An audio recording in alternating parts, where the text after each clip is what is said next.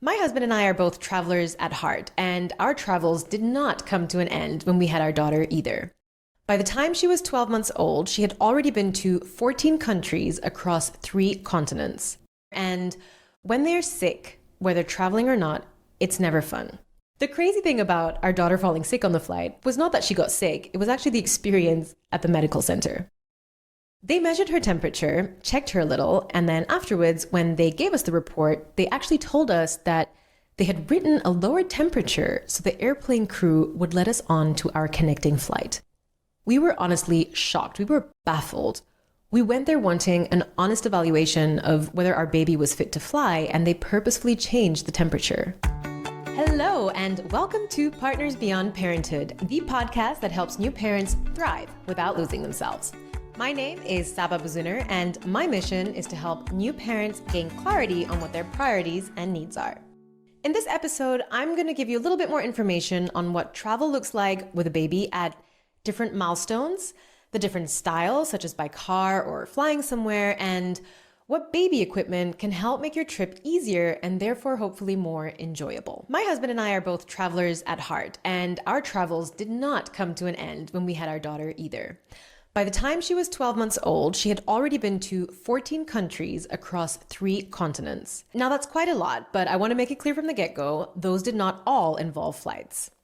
In fact, after we moved from Mexico and landed in Germany, we bought a car and decided to do a road trip through Europe. Our plan was to eventually make it from Berlin to Barcelona, where we were moving, and enjoy the journey through the different countries while visiting friends and family along the way. We gave ourselves up to 3 months because we knew it would be a bit more of a slow travel style with a baby, and boy, were we right. When we started the road trip, our daughter was about 13 or so weeks, so just over 3 months. Now, if you've planned a road trip with your baby or are thinking of one, you probably have heard that it's not recommended to drive for more than 2 hours a day. Now, I've seen different things here. I've seen some resources say that it's 2 hours at a time and others say 2 hours per day. In any case, the reason behind this is because the position your baby is in can be restrictive to the amount of oxygen they get in case their head plops forward when they sleep.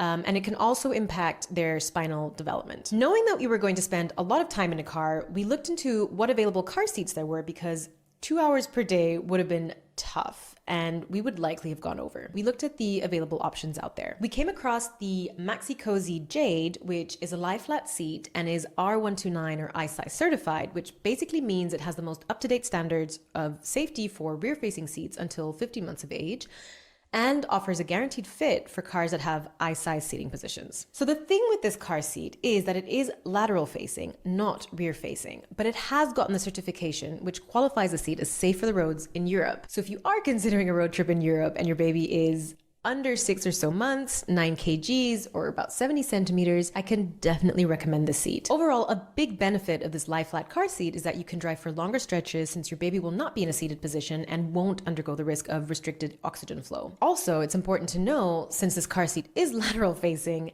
it takes up space. Because it's placed over 2 seats in the back, you may want to consider that. For us, since it worked out for her age and we were planning to do a longer trip, we decided to go for it. We loved it and it enabled us to drive for longer periods, making more way. If you're planning on taking a rear-facing car seat, either because of preference, budget, space, or your baby size, talk to your pediatrician about your plans and any concerns you may have with the 2-hour rule, and they should be able to advise you best. That's it on equipment for travel by car. Here's a short recap and general rule of thumb you'll want to consider. You'll want to consider the length and distance of your trip and then think of the seat you'll be using. The age, weight, or height of your baby can of course change this, so make sure it is appropriate for your baby and verify with your pediatrician in case of any concerns. You'll want to think of a stroller or a base that fits the car seat to enable more space, or have one that can fit the car seat and a bassinet or the other baby seat. You'll also want to think of some toys and songs to keep them entertained for moments when they are awake, because that of course does also happen. The next tip I have is valid for all kinds of travel, so also something to consider if you're going by car, but also by plane. If you'll be traveling to numerous places, either hotels, Airbnbs, or whatever other accommodations are out there, I'd recommend taking a travel bed with you. Yes, you can always request one where you'll be going, but you can never guarantee that their crib will match your expectations. By this, I mean the mattress may be way too soft. There may be too much space between the mattress and the crib structure, or the base may be too hard and not really mattress-like at all. From all our travels, we've really seen a range, so your best bet is to take a travel crib. If you're thinking, holy, this sounds like so much stuff, yes, you usually end up taking a lot more for your baby than for yourself. There are a variety of travel cribs out there.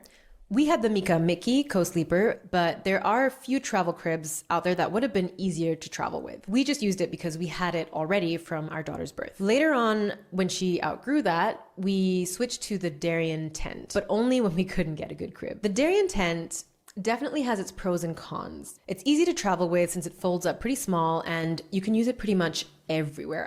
I do love that about it. Like if you go to the beach or in a park, as it comes with UV protection, it has a net which protects against insects and mosquitoes and gives a nice breeze if you are in hotter climates. It can also be closed off at the bottom to kind of block more of the airflow.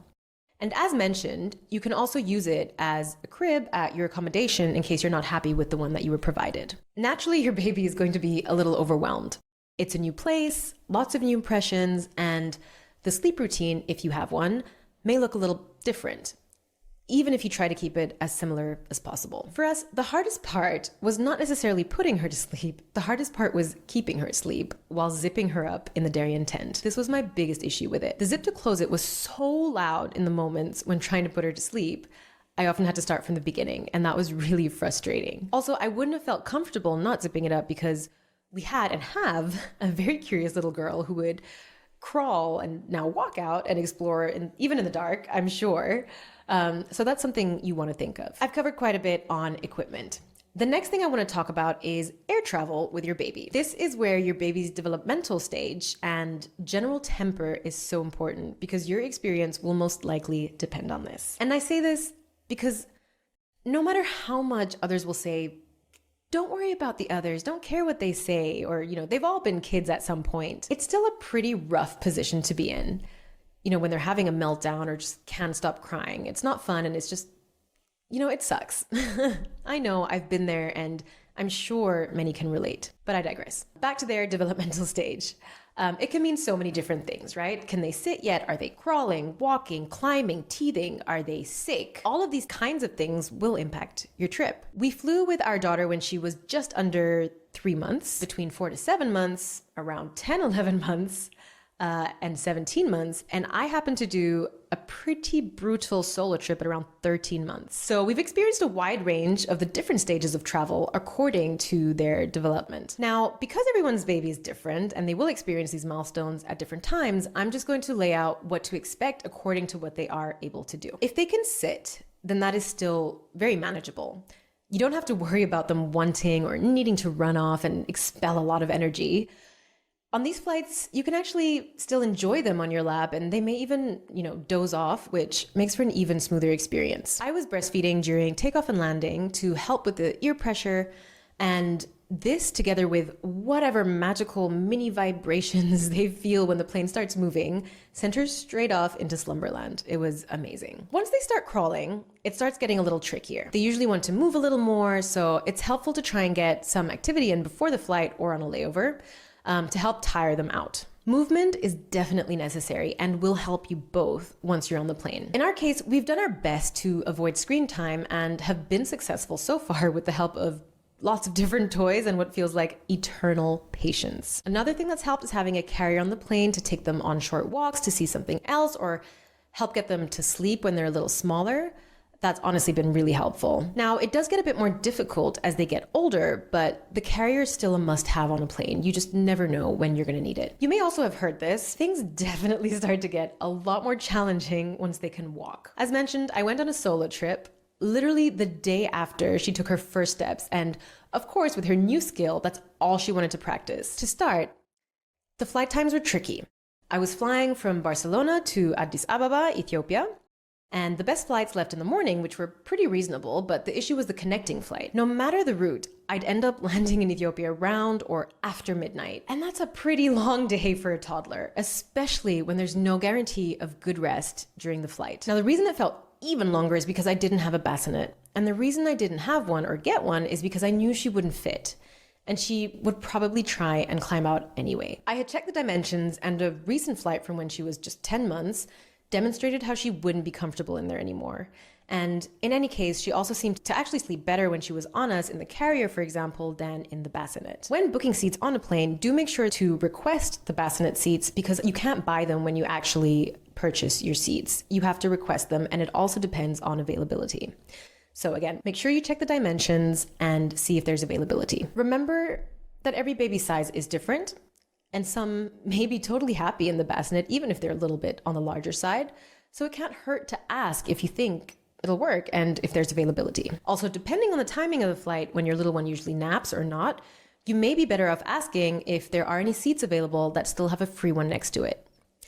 In fact, if you don't have a bassinet, you will always want to ask if there are any seats still available that have a free one next to it. The best time to do this is at the gate before boarding starts, as most people will have checked in by then and they have a better picture of what the seating availability looks like. That gives you and your toddler or baby much more space, which is honestly so helpful. That's an overview of traveling with your baby on a flight at different stages. Now, the next thing I want to talk about is teething and them being sick. Our daughter had a big episode of teething around 11 months, and her sleep and demands were just pretty out of control. They just changed so much, and we actually ended up leaving a week earlier. We were both so tired because she suddenly woke up multiple times at night, stayed up for longer periods at night, and just wanted to feed so long.